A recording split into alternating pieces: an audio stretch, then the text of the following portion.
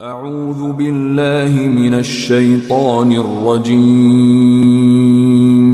بسم اللہ الرحمن الرحیم۔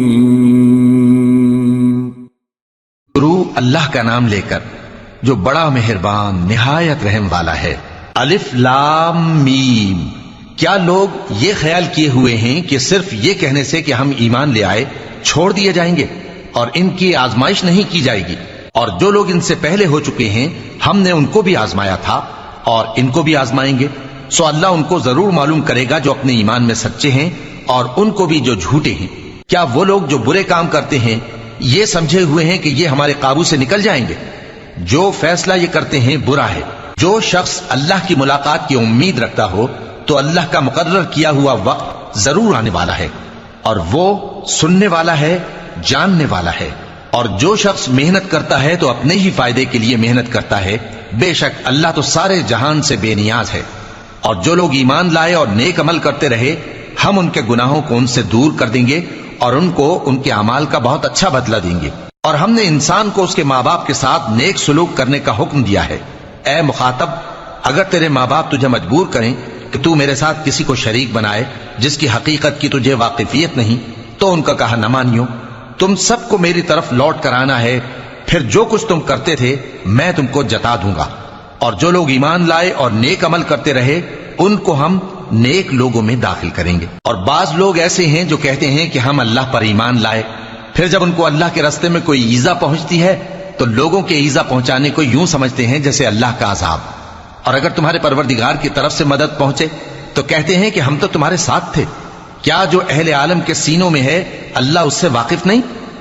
اور اللہ ان کو ضرور معلوم کرے گا جو سچے مومن ہیں، اور وہ منافقوں کو بھی معلوم کر کے رہے گا۔ اور جو کافر ہیں وہ مومنوں سے کہتے ہیں کہ ہمارے طریقے پر چلو اور ہم تمہارے گناہ اٹھا لیں گے، حالانکہ وہ ان کے گناہوں کا کچھ بھی بوجھ اٹھانے والے نہیں۔ کچھ شک نہیں کہ یہ جھوٹے ہیں اور یہ اپنے بوجھ بھی اٹھائیں گے اور اپنے بوجھوں کے ساتھ اور لوگوں کے بوجھ بھی۔ اور جو جھوٹ یہ لوگ گھڑتے رہے قیامت کے دن ان کی ان سے ضرور پرسش ہوگی۔ اور ہم نے نوح کو ان کی قوم کی طرف بھیجا تو وہ ان میں 50 برس کم 1000 برس رہے، پھر ان لوگوں کو طوفان کے عذاب نے آ پکڑا اور وہ ظالم تھے۔ پھر ہم نے نوح کو اور کشتی والوں کو نجات دی اور کشتی کو اہل عالم کے لیے نشانی بنا دیا۔ اور ابراہیم کو یاد کرو جب انہوں نے اپنی قوم سے کہا کہ اللہ کی عبادت کرو اور اس سے ڈرو، اگر تم سمجھ رکھتے ہو تو یہ تمہارے حق میں بہتر ہے۔ تم تو اللہ کو چھوڑ کر بتوں کو پوجتے اور جھوٹی باتیں بناتے ہو۔ جن لوگوں کو تم اللہ کے سوا پوجتے ہو وہ تم کو رزق دینے کا اختیار نہیں رکھتے، بس اللہ ہی کے ہاں سے رزق طلب کرو اور اسی کی عبادت کرو اور اسی کا شکر کرو، اسی کی طرف تم لوٹ کر جاؤ گے۔ اور اگر تم جھٹلاتے ہو تو تم سے پہلے بھی امتیں اپنے پیغمبروں کی تکذیب کر چکی ہیں، اور پیغمبر کے ذمے کھول کر سنا دینے کے سوا اور کچھ نہیں۔ کیا انہوں نے نہیں دیکھا کہ اللہ کس طرح خلقت کو پہلی بار پیدا کرتا ہے پھر کس طرح اس کو دوبارہ پیدا کرے گا؟ یہ اللہ کو آسان ہے۔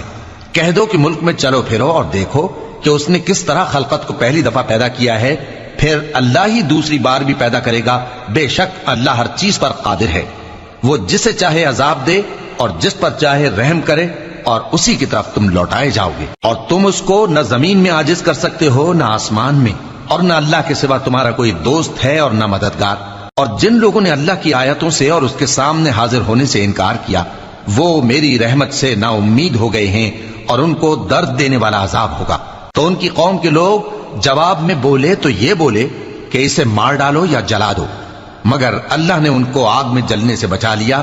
جو لوگ ایمان رکھتے ہیں ان کے لیے اس میں نشانیاں ہیں۔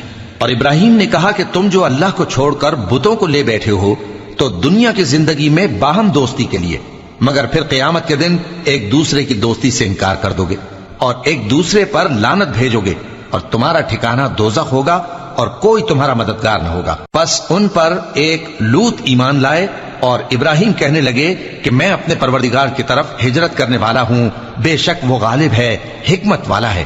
اور ہم نے ان کو اسحاق اور یعقوب بخشے اور انہی کی اولاد میں پیغمبری اور کتاب رکھ دی، اور ان کو دنیا میں بھی ان کا صلہ عنایت کیا اور وہ آخرت میں بھی نیک لوگوں میں ہوں گے۔ اور لوط کو یاد کرو جب انہوں نے اپنی قوم سے کہا کہ تم عجب بے حیائی کے مرتکب ہوتے ہو، تم سے پہلے اہل عالم میں سے کسی نے ایسا کام نہیں کیا۔ کیا تم مردوں کی طرف مائل ہوتے اور راہزنی کرتے ہو اور اپنی مجلسوں میں ناپسندیدہ کام کرتے ہو؟ تو ان کی قوم کے لوگ جواب میں بولے تو یہ بولے کہ اگر تم سچے ہو تو ہم پر عذاب لے آؤ۔ لوط نے کہا کہ اے میرے پروردگار، ان مفسد لوگوں کے مقابلے میں مجھے نصرت عنایت فرما۔ اور جب ہمارے فرشتے ابراہیم کے پاس خوشی کی خبر لے کر آئے تو کہنے لگے کہ ہم اس بستی کے لوگوں کو ہلاک کر دینے والے ہیں کہ یہاں کے رہنے والے نافرمان ہیں۔ ابراہیم نے کہا کہ اس میں تو لوط بھی ہیں۔ وہ کہنے لگے کہ جو لوگ یہاں رہتے ہیں ہمیں سب معلوم ہیں، ہم ان کو اور ان کے گھر والوں کو بچا لیں گے بجز ان کی بیوی کے کہ وہ پیچھے رہنے والوں میں ہوگی۔ اور جب ہمارے فرشتے لوط کے پاس آئے تو وہ ان کی وجہ سے ناخوش اور تنگ دل ہوئے۔ فرشتوں نے کہا کچھ خوف نہ کیجیے اور نہ رنج کیجیے، ہم آپ کو اور آپ کے گھر والوں کو بچا لیں گے مگر آپ کی بیوی کے پیچھے رہنے والوں میں ہوگی۔ ہم اس بستی کے رہنے والوں پر اس سبب سے کہ یہ بدکرداری کرتے رہے ہیں آسمان سے عذاب نازل کرنے والے ہیں، اور ہم نے سمجھنے والے لوگوں کے لیے اس بستی کی ایک کھلی نشانی چھوڑ دی۔ اور مدین کی طرف ان کے بھائی شعیب کو بھیجا تو انہوں نے کہا اے قوم، اللہ کی عبادت کرو اور روز آخر کے آنے کی امید رکھو اور ملک میں فساد نہ مچاؤ۔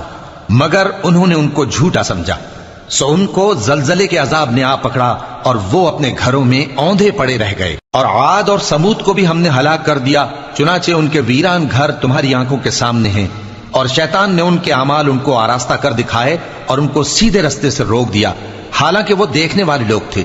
اور قارون اور فرعون اور حامان کو بھی ہلاک کر دیا، اور ان کے پاس موسیٰ کھلی نشانیاں لے کر آئے تو وہ ملک میں مغرور ہو گئے، اور وہ ہمارے قابو سے نکل جانے والے نہ تھے، تو ہم نے سب کو ان کے گناہوں کے سبب پکڑ لیا۔ سو ان میں کچھ تو ایسے تھے جن پر ہم نے پتھروں کا مے برسایا، اور کچھ ایسے تھے جن کو چنگھاڑ نے آ پکڑا، اور کچھ ایسے تھے جن کو ہم نے زمین میں دھسا دیا، اور کچھ ایسے تھے جن کو غرق کر دیا۔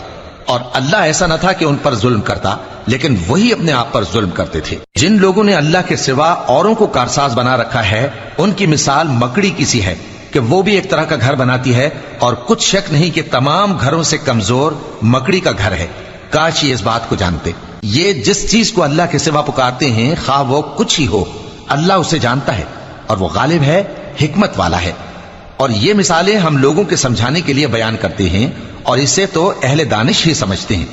اللہ نے آسمانوں اور زمین کو حکمت کے ساتھ پیدا کیا ہے، کچھ شک نہیں کہ ایمان والوں کے لیے اس میں نشانی ہے۔ اے نبی، یہ کتاب جو تمہاری طرف وحی کی گئی ہے اس کو پڑھا کرو، اور نماز کے پابند رہو۔ کچھ شک نہیں کہ نماز بے حیائی اور بری باتوں سے روکتی ہے، اور اللہ کا ذکر سب سے بڑا ہے، اور جو کچھ تم کرتے ہو اللہ اسے جانتا ہے۔ اور اہل کتاب سے بحث نہ کرو مگر ایسے طریق سے کہ نہایت اچھا ہو۔ ہاں، جو ان میں سے بے انصافی کریں ان کے ساتھ اسی طرح مجادلہ کرو، اور کہہ دو کہ جو کتاب ہم پر اتری اور جو کتابیں تم پر اتری ہم سب پر ایمان رکھتے ہیں، اور ہمارا اور تمہارا معبود ایک ہی ہے، اور ہم اسی کے فرما بردار ہیں۔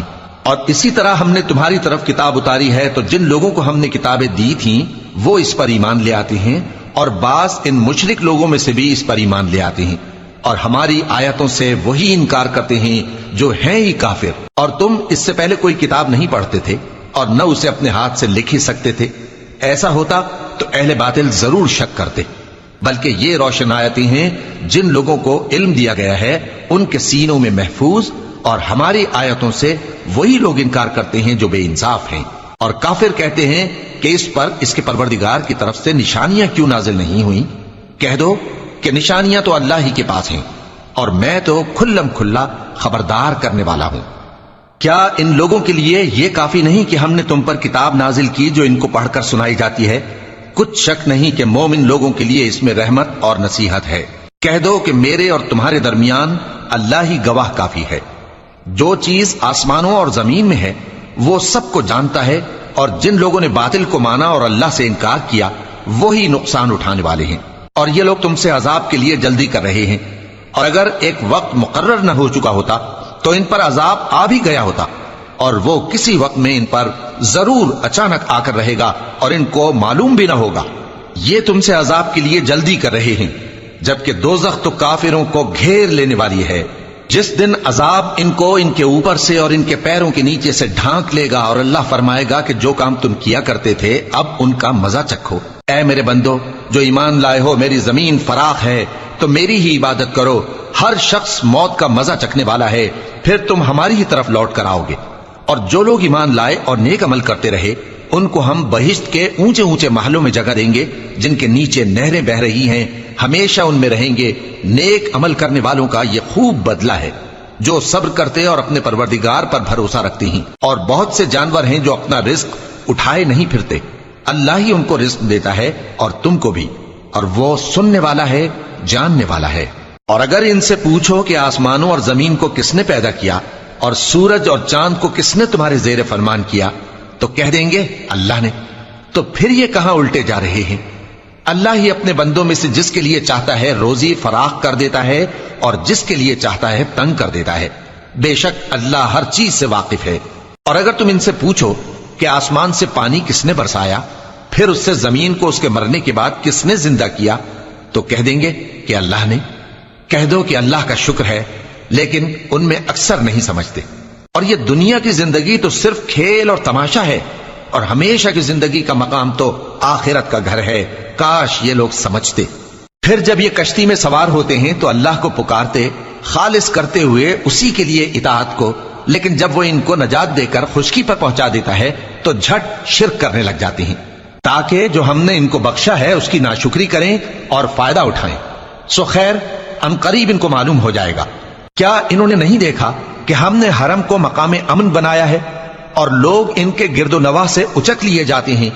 کیا یہ لوگ باطل پر اعتقاد رکھتے ہیں اور اللہ کی نعمتوں کی ناشکری کرتے ہیں؟